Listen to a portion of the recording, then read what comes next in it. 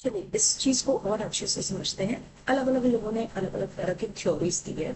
जैसे अगर आप चाइल्ड पेडागोजी को समझना चाहते हैं तो आपको स्किनर, गॉड्स्की, है ना, बंडूरा, इन सब के जो है टॉपिक्स को थोड़ा पढ़ना पड़ेगा। इसको एक एक करके समझते हैं कि किसमें क्या होगा।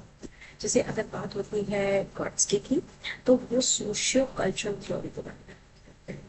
जब हम कहते हैं कि सोशियो कल्चरल थ्योरी, तो सोशियो कल्चरल थ्योरी क्या है?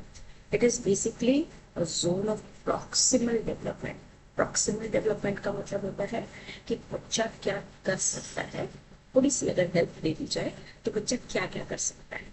जैसे आपने कई बार देखा होगा बच्चे को, अगर मान लीजिए हम कहते हैं शू लेस वगैरह टाइप करने के लिए, तो शुरू में उसको डिफिकल्टी होगी, लेकिन आप उसको 2 4 बार 5 बार अगर आप प्रैक्टिस करा देते हो तो कम से कम लमसम, मैं ये नहीं कह रही हूँ बहुत प्रोफेशनल हो जाएगा, लेकिन हाँ लमसम इसको आइडिया हो जाता है।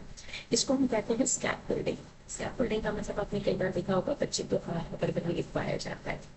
ठीक, क्यों? इस इमेज से एट अ पॉइंट जब उसका हाथ सेट हो जाएगा तो वो खुद से लिखने लगेगा।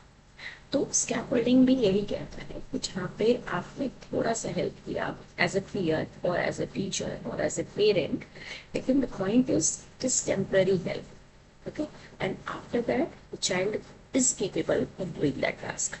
ठीक। अब जैसे अब आप ये कर भी रहे हो या करवा भी रहे हो, उसमें लैंग्वेज बहुत इंपॉर्टेंट है। यानी कि अगर आप याद रखना चाहें तो पॉइंट्स को लैंग्वेज के साथ या वॉइसेस के साथ याद रखिए, क्योंकि ये बंदे ने लैंग्वेज को इम्पोर्टेंस दी है। इसने कहा कि भैया बच्चे का लैंग्वेज पे फोकस रहेगा, किस तरीके से डील करना है, किस तरह से इंटरेक्ट करना है, सारी चीजें इस पर डिपेंड करेगी। इसीलिए हम कई बार रिकमेंड भी करते हैं जब आप छोटे बच्चों के साथ डील करें तो थोड़ा सा ज्यादा पेशेंस के साथ डील करना होता है, क्योंकि they may not be able to give you the result that you are expecting। हो सकता है कोई बच्चा 2 बार में 4 बार में चीज को सीख जाए, किसी को वो काम करने के लिए 10 से 15 बार का समय दे। ठीक है, तो patience is the key and that is what's की।